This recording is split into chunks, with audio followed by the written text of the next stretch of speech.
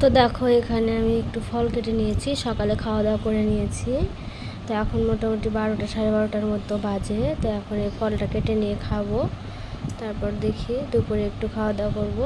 তো চলো।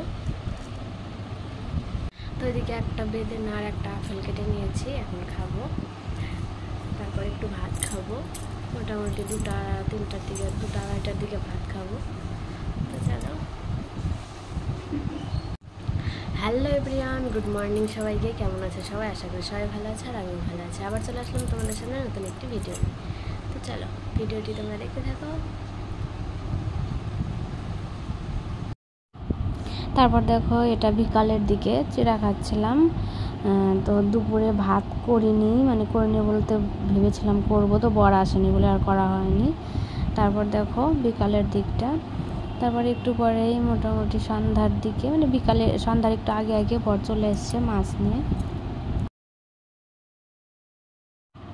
তারপর দেখো এদিকে মাছটা আমি কেটে ধুয়ে নিয়েছি, ভেজে নিচ্ছে এখন।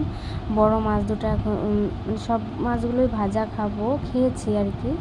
ভেবেছিলাম ছোটো মাছগুলো দিয়ে তরকারি করবো, কিন্তু হয়নি, মানে ভালো লাগেনি তরকারি করতে, তো ভাজাই খেয়েছি। তো চলো, এদিকে কড়াইতে দেখো তেল বসিয়ে দিয়েছি, গরম হোক, আর এদিকে আমি মাছটা ভেজে নিচ্ছি। তো চলো।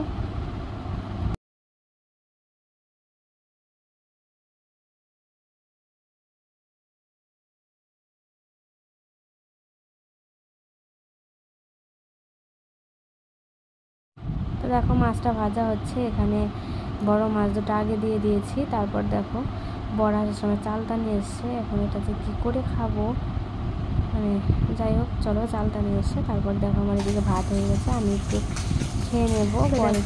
এখানে ভাত নিয়ে নিয়েছি, বেগুন ভাজা, খাওয়া দাওয়া করে বড় একটু পরে খাবে বলছে, আমি একটু খেয়ে নিই, খিদা পেয়ে গেছে আমার।